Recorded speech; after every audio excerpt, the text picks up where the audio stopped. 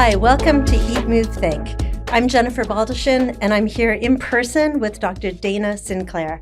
Hi, Dana. Thanks so much for coming. I'm very happy to have the conversation. It's so nice being here in person for a change when over the past couple of years, everything was virtual. It's much more fun to chat face to face for sure. You've just written this book, Dialed In, Do Your Best When It Matters Most. And that's what we're going to be talking about today, about performance anxiety. How do you get control over your mind when you're doing hard things? Great. When it comes to performance coaching, how would you explain that to our listeners today? What exactly do you do? It is good that I explain it a little bit because my job is quite under the radar. So I do end up explaining myself often, but I do work with a lot of different performers, and everybody's a performer actually. But in my practice, it's a lot of professional athletes, actors, musicians, parents, students. It's basically anybody and everybody who wants to perform a little bit better or thinks they can be a little bit better. So my main job is really to help people learn how to control their emotions in their pressure moments.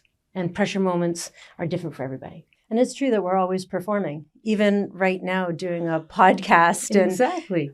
and an interview. Like, as much as it's just a conversation, there's definitely some nerves that you feel ahead of time.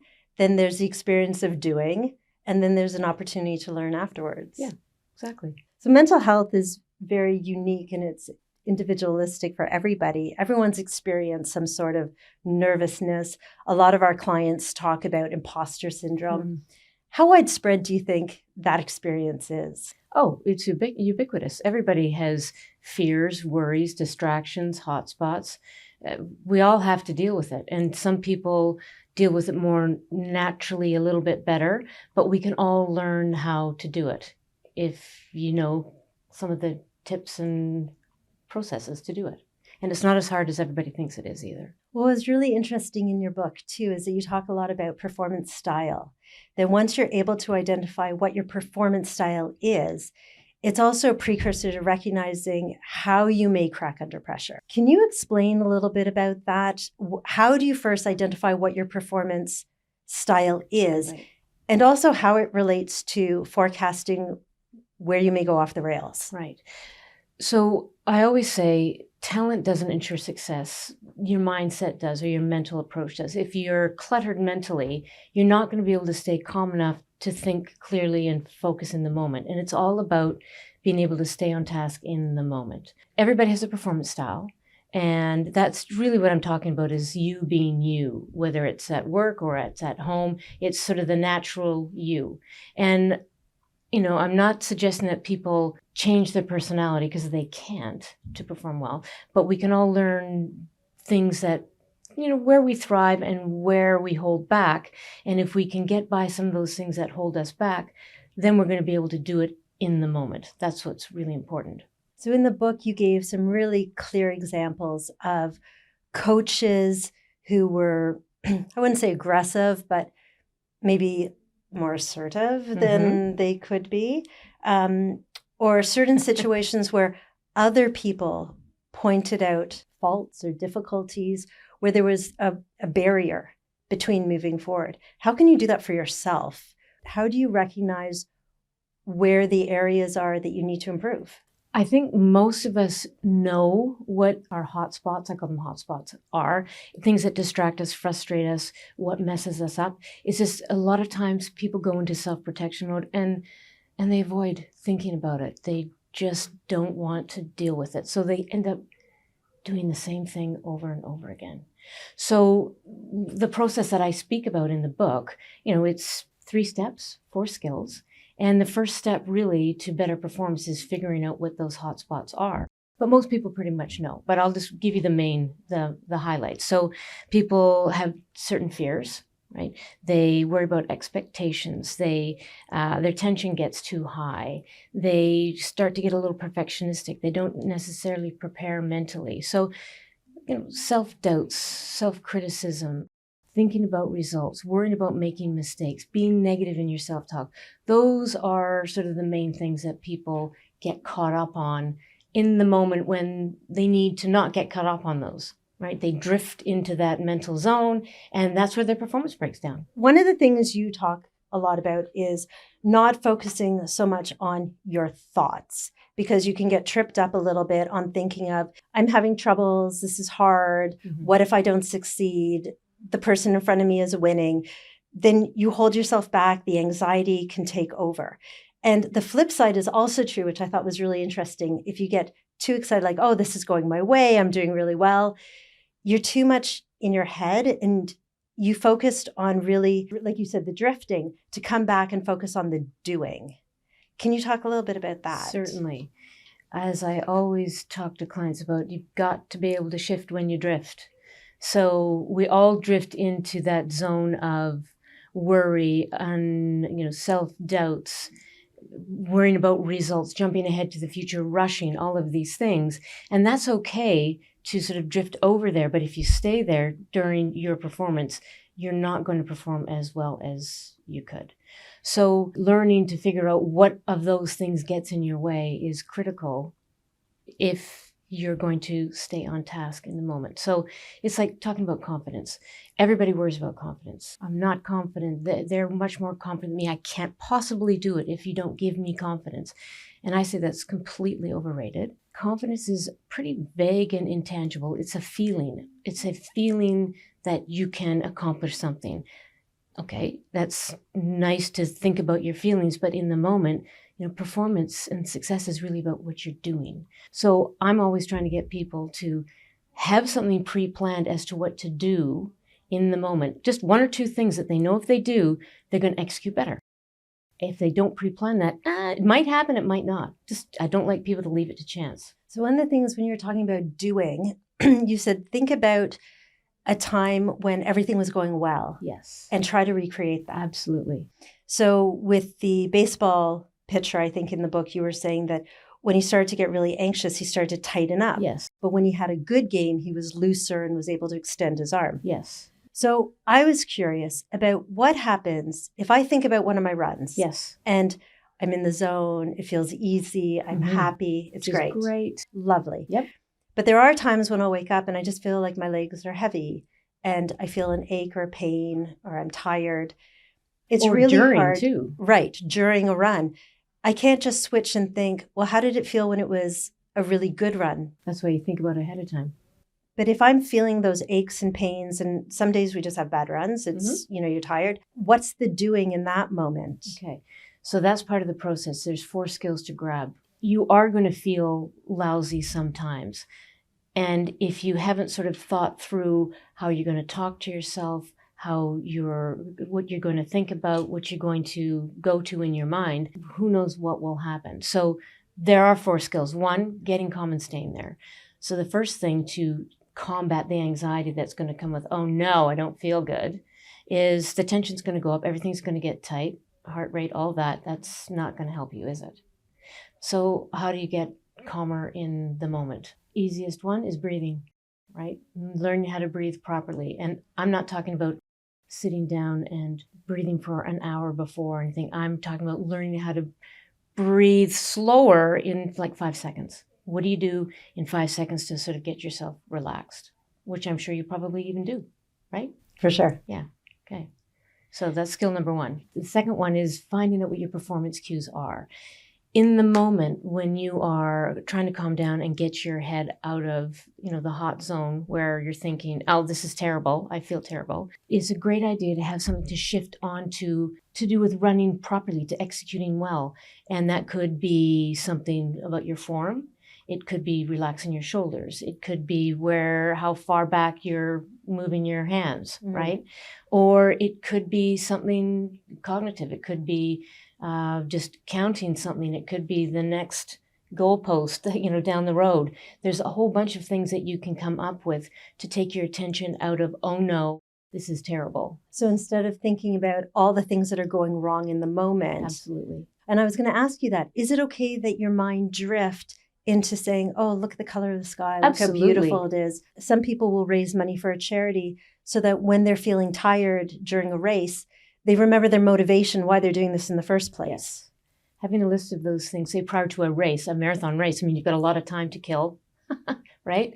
So having a list of things that you can shift onto is extremely helpful. So when you do drift into the negative and the worries, shift back over onto all these things that we're starting to talk about now. But isn't that also drifting though? Because you're not really thinking about the physical run anymore. But how long does it take to run a marathon? It's different For me, a lot longer than others. But it's different for the performance. Some performances are a minute long, right? A downhill skier's got a minute and a half, and they're done. So they don't have time to do that type of shifting. They have to keep it more on execution and just certain types of thoughts, talking their way through the race. Mm-hmm. Yours is different. You've got bandwidth to try to distract yourself properly with other things as opposed to sticking on how it hurts. So it can be a flow where you're thinking about your body, then you can think about other things and you talk about this too, about thinking about things that make you happy, that make you feel good and comfortable. Yes, in a marathon, absolutely. In a presentation on stage, no. So your plan will look different depending on your event. That would be more the pre-plan, is to remember the people who love you or the things that settle your nerves. Yes, if that works for you, whatever settles your nerves. And sometimes the preparation for, obviously something physical, you're going to do a physical preparation, but sometimes a physical preparation for, a recital or a performance on stage is a good thing to do too. Mm-hmm. So it just depends. Right. I read somewhere that talking in the third person is better than talking in the first person. So if you're, again, I use running just because it's my thing. If I'm running and I'm getting tired, instead of saying, I can do this, I've done this before, I can do it again. If you say, Jennifer, you can do this, you've done this before, that I've read that the psychology of hearing somebody else talk to you, you're more apt to believe it than if you talk to yourself. Interesting. For me, it's a personal preference. Whatever helps you connect to what you're saying, because what you just said, the actual content, what you said is really good. So it doesn't matter to me who's saying it. Let's go back to the concept of breathing. Mm-hmm. I know that when we're stressed, we tend to hold our breath. Yes. And then that triggers the sympathetic nervous system to protect us. What I do know from an experiential point of view and what works is if you can make a difference in your thinking and your focus in 5 seconds, by that short, getting to your breathing quickly in 5 seconds, you can make a difference. So that's where my clients end up going, because that's what they need. They need it now. A lot of them don't have 3 minutes. So I've got a quarterback in the NFL, and he's young and new, and he's got a lot to pay attention to, and the breathing is high and rapid. He's got to slow it down quickly in the huddle and even dropping back in the pocket. He's trying to adjust his breathing so that he can think more clearly and get through his progressions.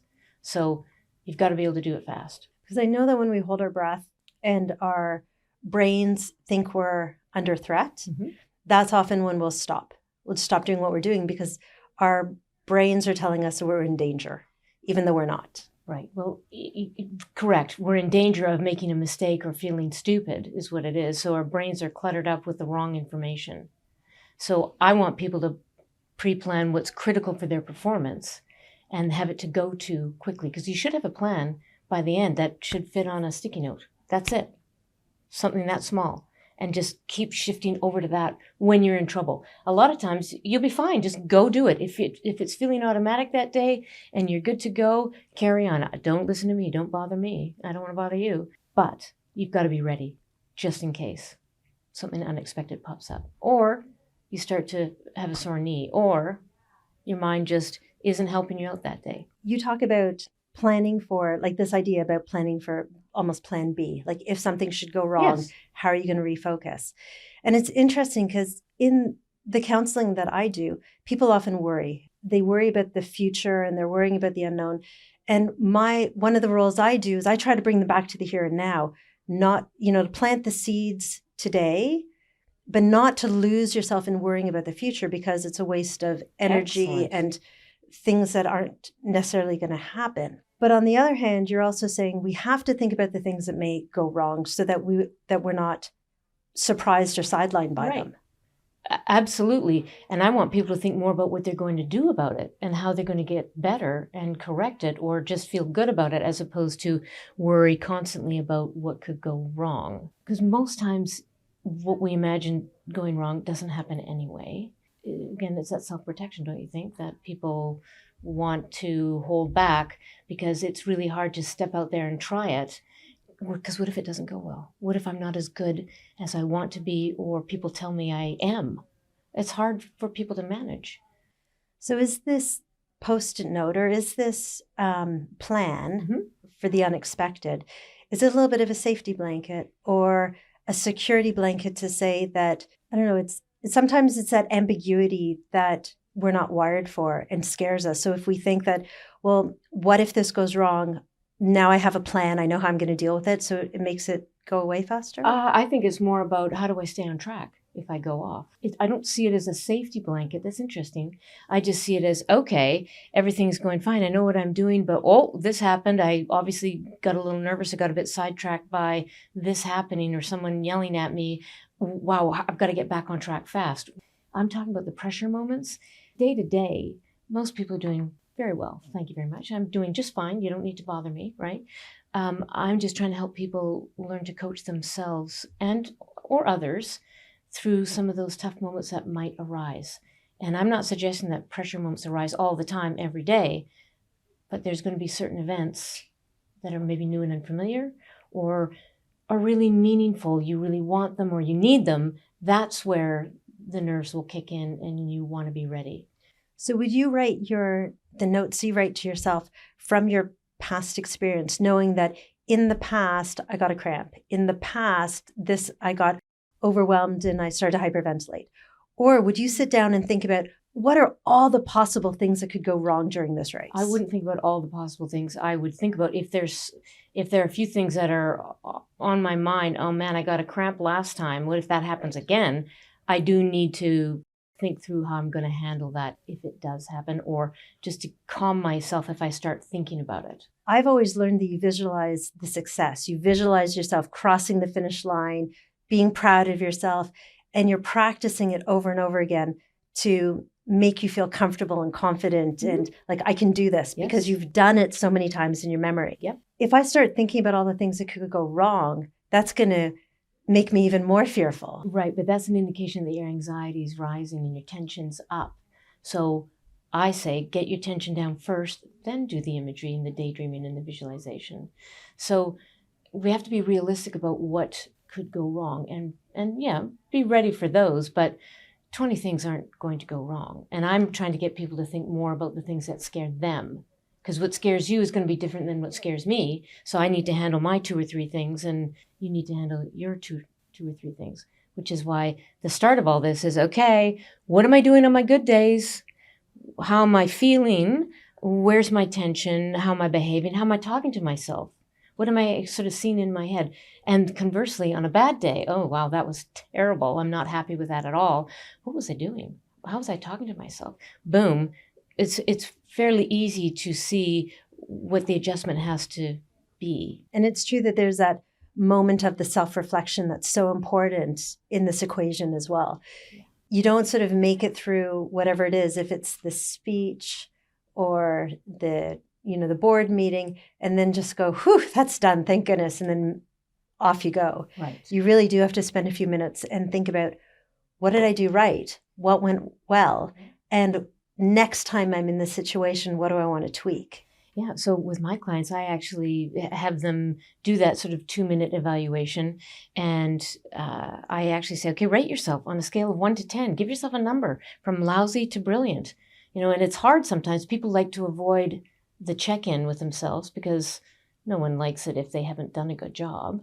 But it's a way to get better fast. Yeah. And then once you've rated yourself, what did I do well? What went well? Why am I good? And okay, that wasn't so good. All right, next run, next whatever. I'm going to really pay attention to that one.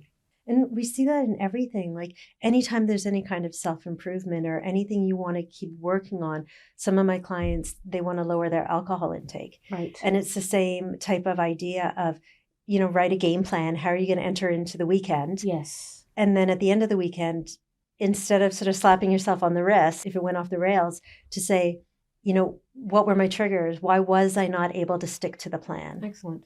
And then it's not always a success or a failure, but everything is an opportunity to learn and grow. Right. Just being a little bit better.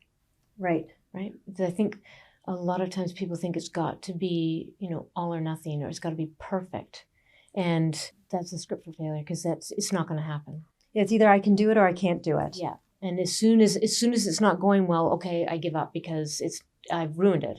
No, why not just try to be really good at something, or just have it be good enough?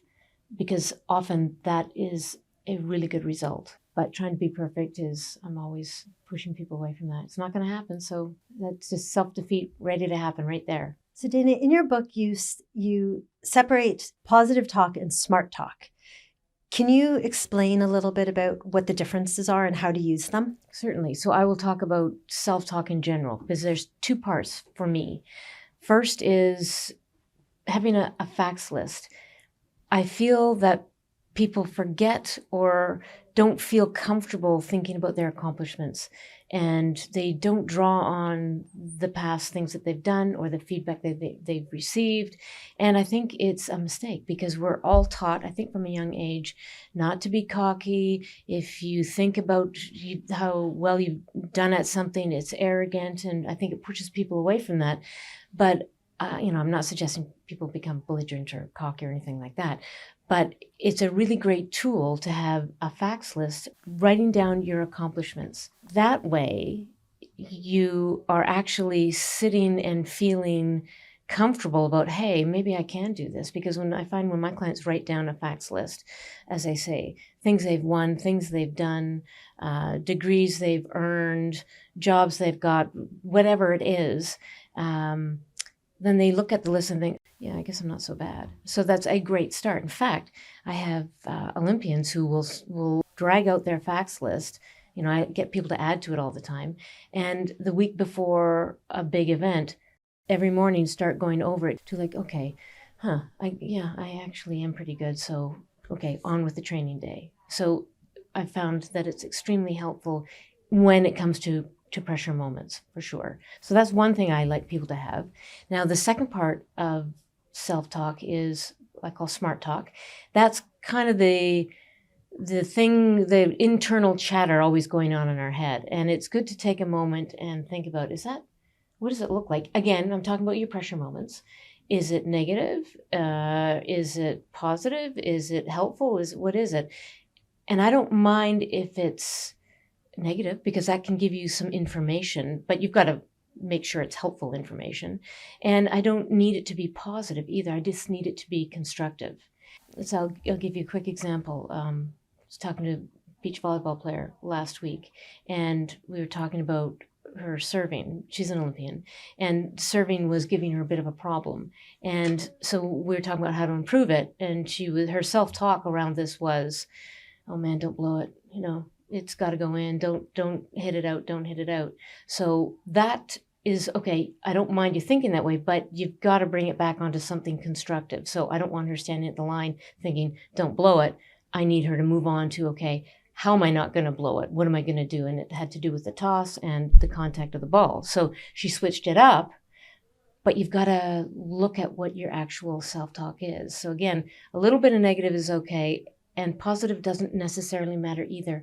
It's just got to be constructive so that you can tell yourself what to do when you need it. So could part of it be not thinking about what I shouldn't do, but also what I should do? So you're reframing it from the negative to the positive?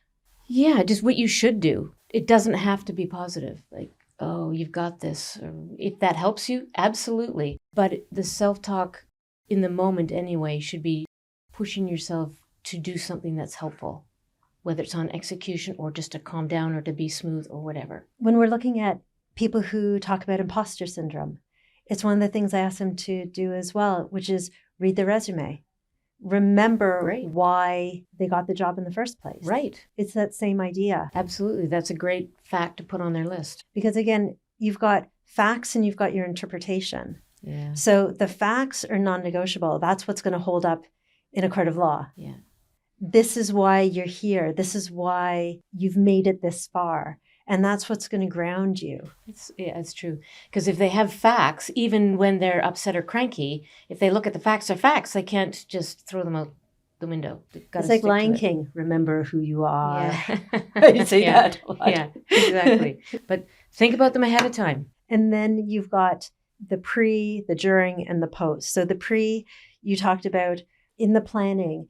I like how you talk about the difference between rituals and routines, how a routine may be how to ground yourself, Yes. relax, breathe, sort of settle your nerves Mhm. before you get into the event. The event, meaning it could be sports, it could be a board meeting, An exam. absolutely. Then you've got your thought process of how do I stay grounded? And if I start to drift, how am I going to come back? Mhm. And then at the end, you've got your chance to regroup and think about what went well and what went wrong. We didn't really talk very much about the beforehand, about the difference between ritual and routine. Okay. Do you want to touch on that a little Sure. bit? I talk about superstitions or routines. Routines are good, but you don't have to have one. You have to have a couple of things, I think, to go to in terms of your preparation. But a routine is only helpful if you stay connected to it. An example, I was watching an NHL coach in the dressing room. All the guys had gone out to the game, and he was standing by the clock, just stick straight, waiting. And he was there for like a minute. And then he went on to the bench. So I saw him do this a couple of nights. It was one of the trips I was on. And I asked him, hey, I take it you're just sort of preparing for the game and thinking about what you're going to do, maybe when you get a bad call or with, matching lines and all that. And he said, oh, well, actually, I wasn't doing anything. I was just standing there waiting for the minute to go because I have done this so often. It's just kind of my routine. So we talked about it. He said, I really should get back to connecting to what I'm supposed to be doing with that routine.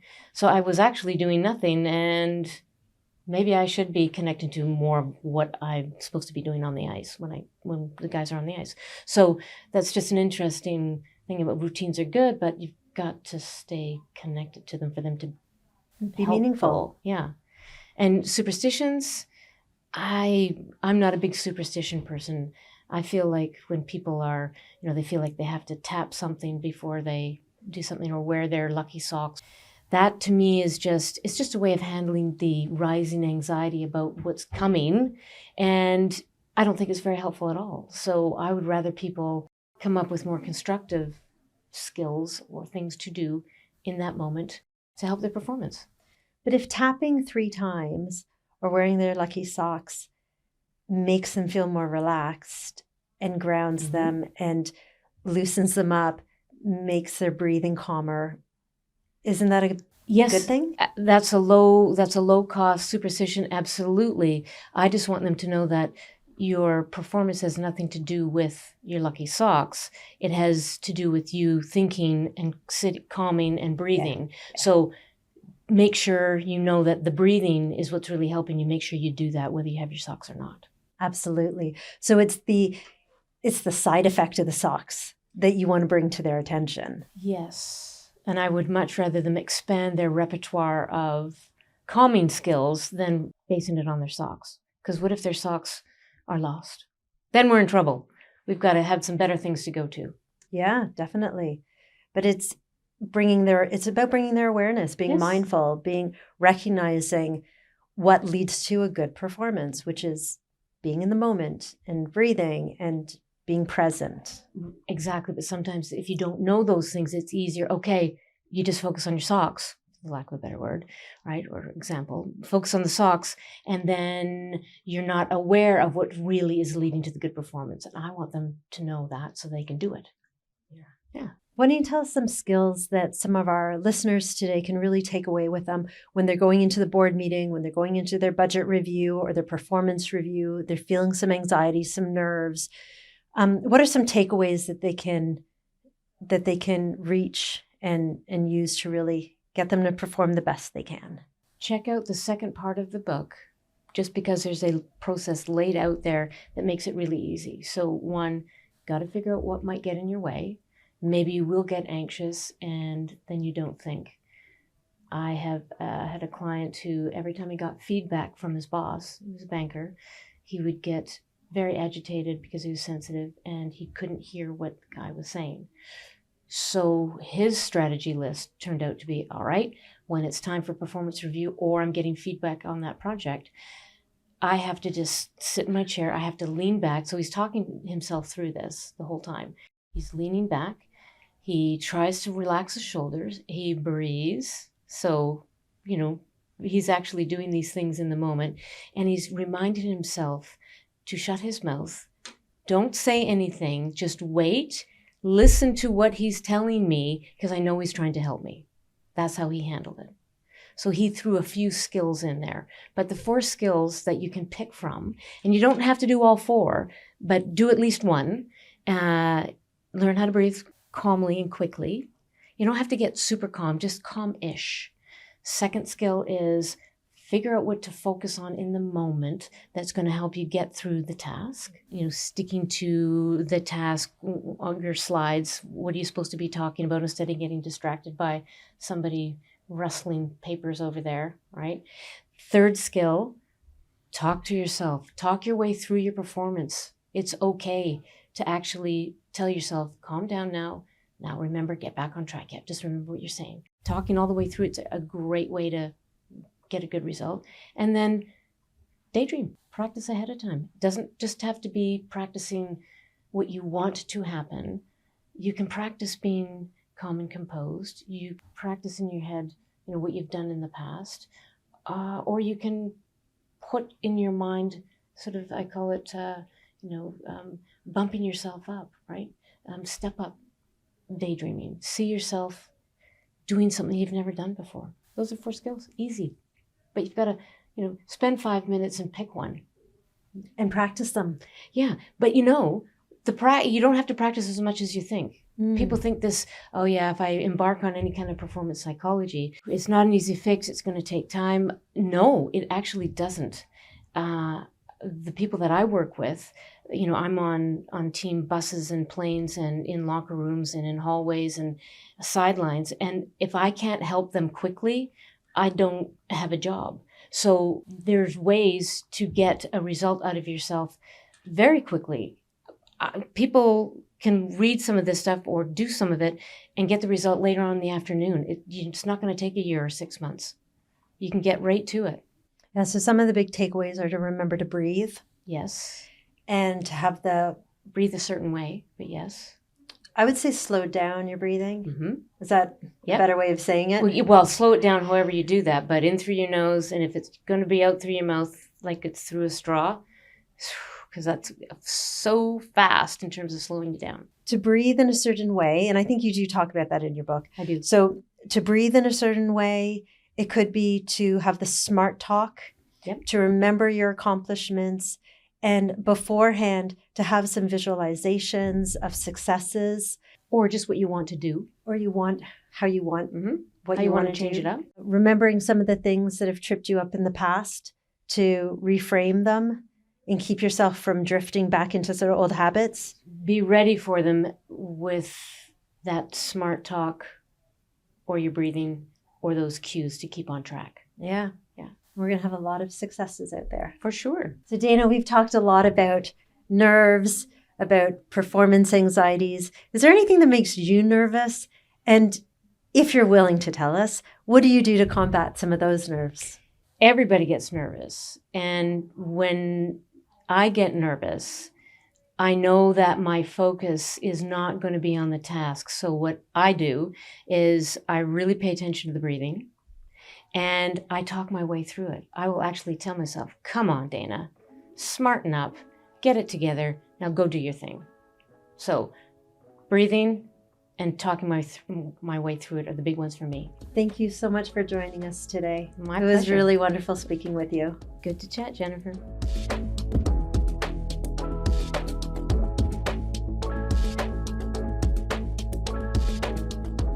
This podcast episode is intended to provide general information about health and wellness only and is not designed or intended to constitute or be used as a substitute for medical advice, treatment, or diagnosis. You should always talk to your Medcan healthcare provider for individual medical advice, diagnosis, and treatment, including your specific health and wellness needs. This podcast is based on the information available at the time of preparation and is only accurate and current as of that date. Source information and recommendations are subject to change based on scientific evidence as it evolves over time. Medcan is not responsible for future changes or updates to the information and recommendations and assumes no obligation to update based on future developments. Reference to or mention of specific treatments or therapies does not constitute or imply a recommendation for endorsement. The links provided within the associated document are to assist the reader with any specific information highlighted. Any third-party links are not endorsed by Medcan.